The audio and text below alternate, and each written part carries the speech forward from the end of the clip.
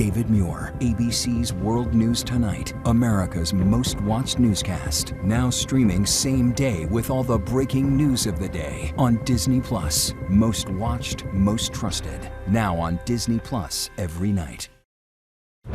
Tonight, breaking news. Late today, the U.S. retaliates against Iran for the downing of an American helicopter near the Strait of Hormuz, calling the strikes self-defense. President Trump vowed the U.S. must respond. News tonight about the crew members and a first-of-its-kind rescue at sea. How it was done. Martha Raddatz with new reporting. And late today, what President Trump told our Jonathan Karl. Also breaking tonight, the verdict late today, an emotionally charged murder trial sharply dividing a community just outside Dallas. A teenager accused of fatally stabbing a rival high school athlete during a track meet, what the jury has now decided. We're tracking severe storms unfolding over several days from Texas to the Dakotas to the Great Lakes. More than 40 million on alert for dangerous thunderstorms, flash flooding, and damaging winds. Tonight, the defendant charged in a deadly boat accident. The trial paused during opening statements, the defendant sobbing uncontrollably in court. A veteran airline pilot arrested, accused of flying hundreds of flights with thousands of passengers, all with a fake license. NASA reveals the new crew of Artemis 3 and the next mission, taking astronauts one giant leap closer to landing back on the moon. Dramatic dashcam video of a high-speed police chase, a gunman firing at a state trooper through the passenger window while spinning out on the highway. 4 years after retiring, one of the greatest of all time, Serena Williams makes her return to the court. And the NBA Finals, the Spurs take Game 3, the 7'4" phenom helping to break the Knicks' 13-game winning streak. What he's now saying about Game 4. From ABC News World Headquarters in New York, this is World News Tonight with David Muir. Good evening, everyone. I'm Lindsay Davis in for David. We begin tonight with breaking news, a dangerous new escalation in the Middle East. Late today, the United States launching retaliatory strikes against Iran after the downing of a U.S. helicopter near the Strait of Hormuz. U.S. Central Command is calling them self-defense strikes. The attacks come after that U.S. helicopter was hit by an Iranian drone near the coast of Oman. For the first time ever, 2 crew members on board the Apache were rescued by a sea drone, pulling them from the water under the cloak of darkness, carrying them from the scene until they could be hoisted up to a rescue helicopter. Just a short time ago, President Trump told our Jonathan Karl, quote, "I believe in responding in a strong manner." John Karl is standing by. ABC's chief global affairs correspondent Martha Raddatz leads us off. Tonight, retaliatory U.S. strikes lighting up Iranian targets after the downing of a U.S. Apache helicopter by an Iranian drone.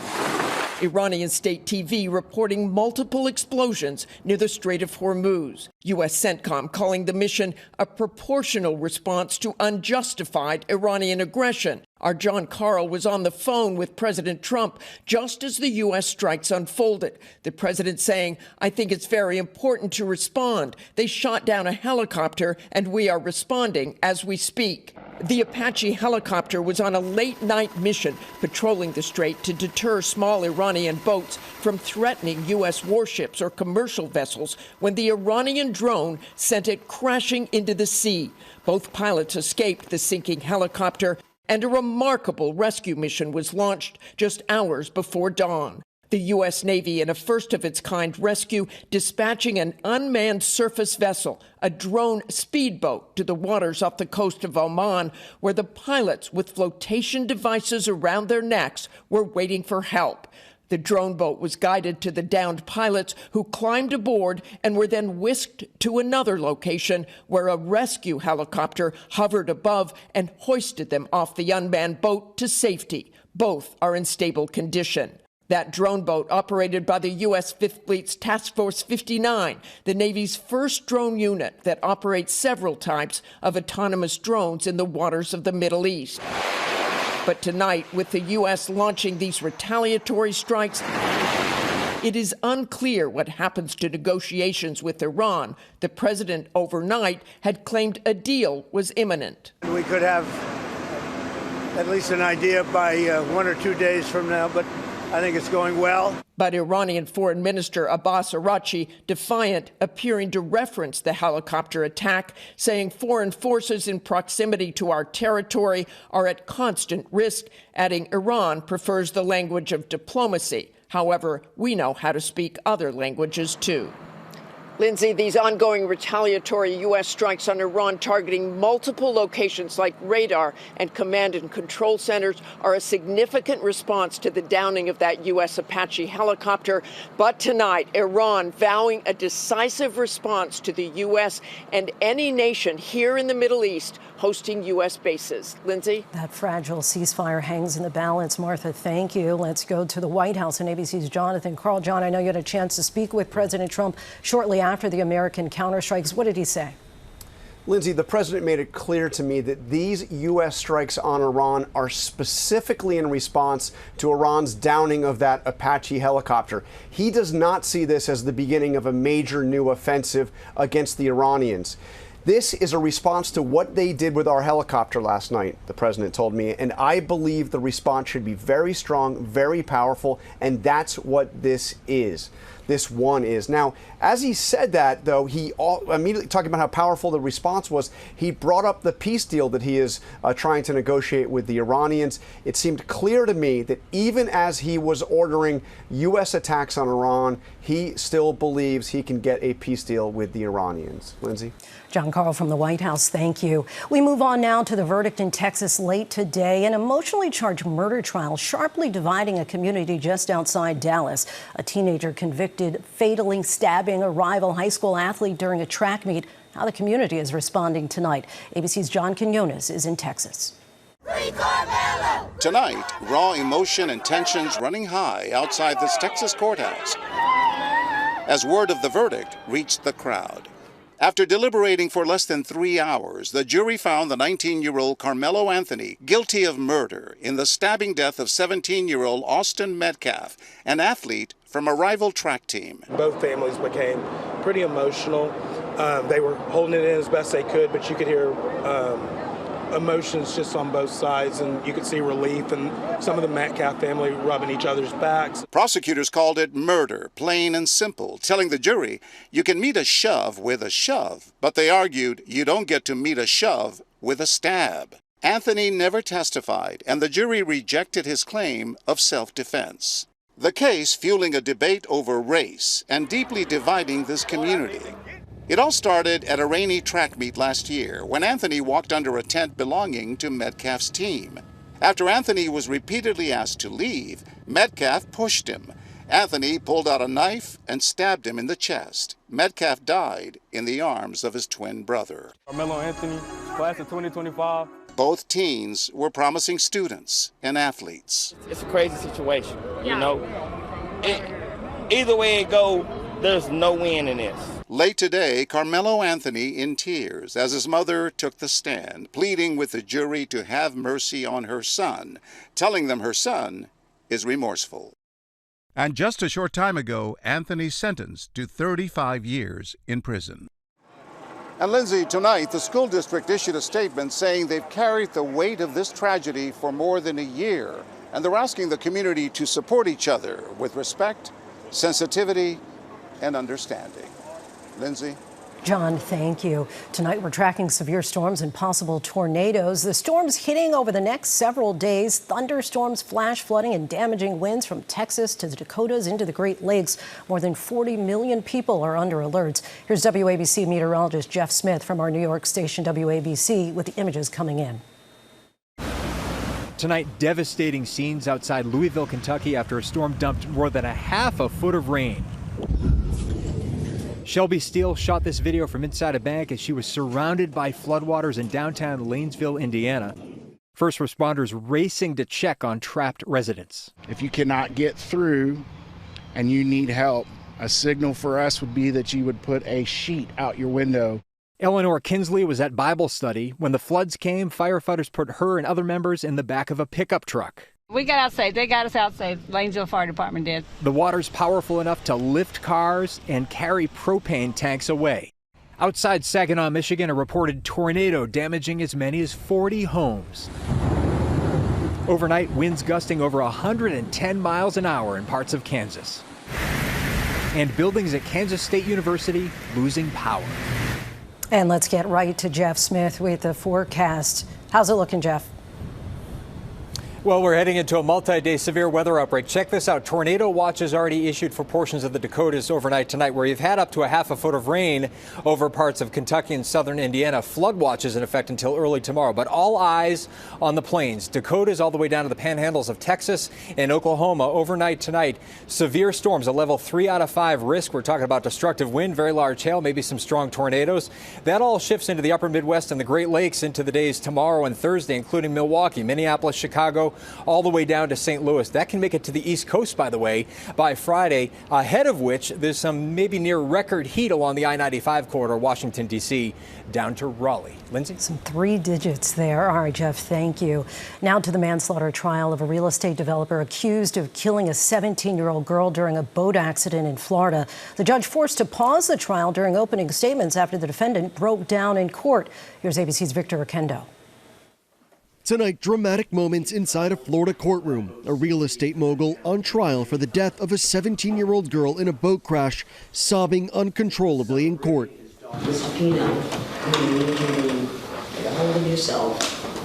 Opening statements cut short on Monday. Defendant George Pino growing emotional as his legal team spoke. He did not intend to crash into a marker. He did not intend for anybody to be hurt. The judge calling for a break. His legal team trying to calm Pino down, telling the judge he wasn't feeling well.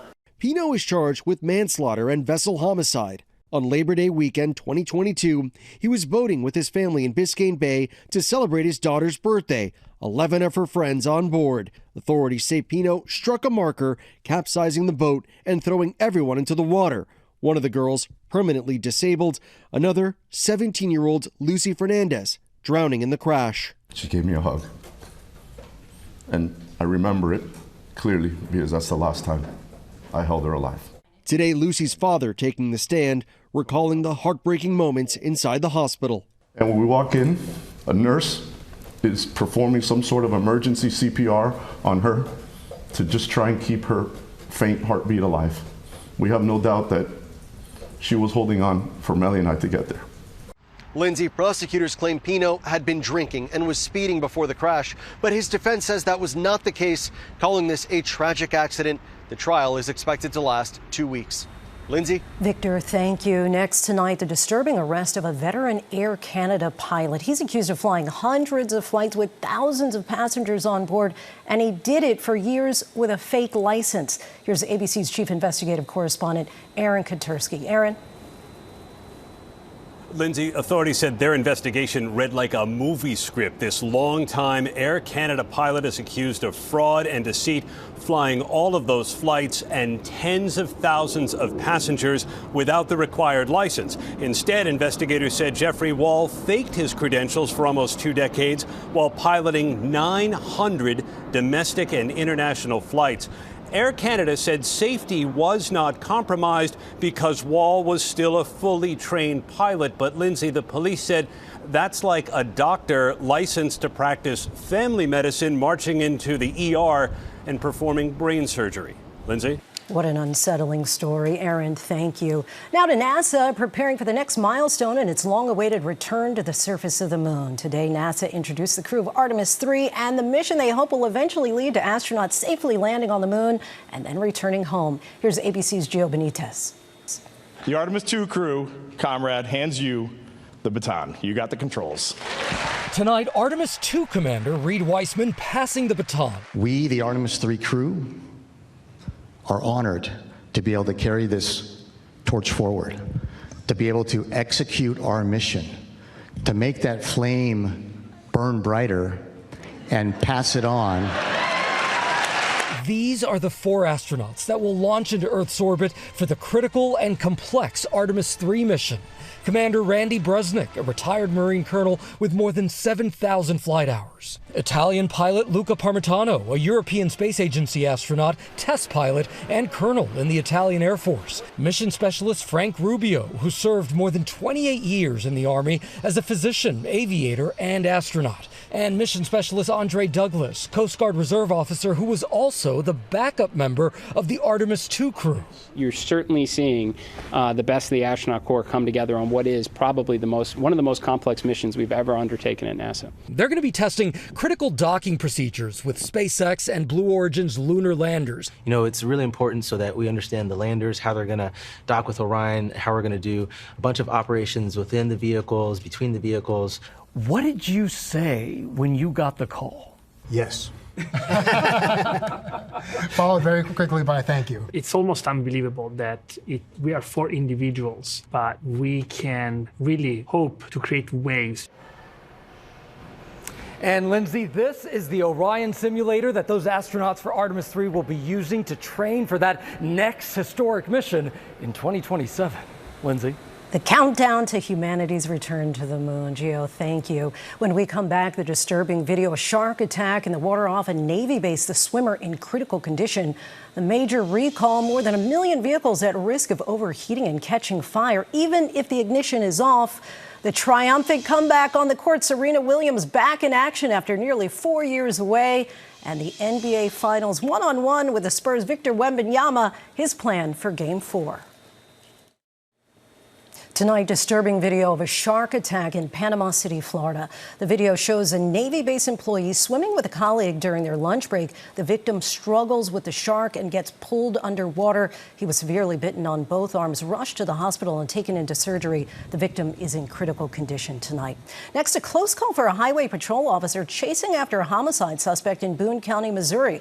The officer comes up to the suspect's vehicle when the driver loses control, spins out and takes a shot at the officer, striking the passenger seat of the squad car. The officer turns back to find the suspect's vehicle, and inside, the suspect dead of a self-inflicted gunshot wound. When we come back, a major recall from Chrysler, more than 1 million vehicles at risk of overheating and catching fire.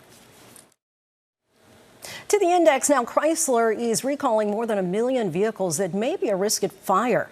They say Jeep Wrangler and Jeep Gladiators from model years 2021 to 2025 have electric power steering pump wiring that may overheat and catch fire even if the ignition is off. Owners are urged to park outdoors. Dealers will replace the part for free. Chrysler has received at least 72 reports of fire and 1 injury potentially caused by the defect. More on our website. And tennis icon Serena Williams proves she still has the stuff even after 4 years away. The 23-time Grand Slam champion making a comeback with a doubles match at the Queen's Club in West London. The 44-year-old teaming up with 19-year-old Canadian Victoria Mboko in a straight set victory. Williams says she just wants to have fun and let her daughters, 2 and 8 years old, see her play. When we come back, the NBA Finals Game 4. Will the Spurs even the score? We are one-on-one with their 22-year-old 7'4" phenom, Victor Wembanyama. Finally tonight, the NBA Finals. The Spurs winning at Madison Square Garden. Will they do it again tomorrow on the Knicks' home court? ABC's Rhiannon Alley sits down with the Spurs' big guy, Wemby, and other players for a preview of Game 4. He's the French 7'4" superstar on the San Antonio Spurs. Inside layup blocked by Wemby, who effortlessly combines defensive dominance with sharp shooting. He steps back, he tries a three, knocks that one down. Victor Wembanyama, also known as Wemby, on a quest to win his first title, sitting down with GMA after that highly physical and nail-biting win last night in Game 3 of the NBA Finals. There was so much talk about coming into Madison Square Garden and what it's like to play here in the finals, but it seemed to almost have the opposite effect for you. Did it fire you up more? For sure. I mean, we're as fired up as it get right now is the finals, but I would say I agree with you. We were really locked in, really focused. Now Wemby is fighting for the next big win. Alley-oop to Wembanyama. Perfect pass from... What are you looking forward to in Game 4? I'm looking forward to having fun. I think it's too easy to forget that. Maybe because it's the best basketball game in the world, but it's too easy to forget to have fun sometimes. At just 22 years old, he is already rewriting the record books. Another long three-pointer, lines it up and knocks it down. And cementing his status this summer, calling him the most versatile two-way player ever. The Spurs are still down in the series, but with Game 4 tomorrow at Madison Square Garden, the Knicks know this is a must-win. We need to be ready to go. It's a very vague thing to say, but I think it's very simple as well. We just need to be ready. Fired up, ready to go. Our thanks to Rhiannon for that. Much more with Wemby and other players in the finals tomorrow on Good Morning America. Of course, that's ahead of the crucial Game 4 tomorrow night at 8:30 right here on ABC. Thanks so much for watching. I'm Lindsay Davis. Good night. David Muir, the most trusted, most watched newscast in America. And now, World News Tonight has won the Emmy for Best Live News Program for the 4th year in a row.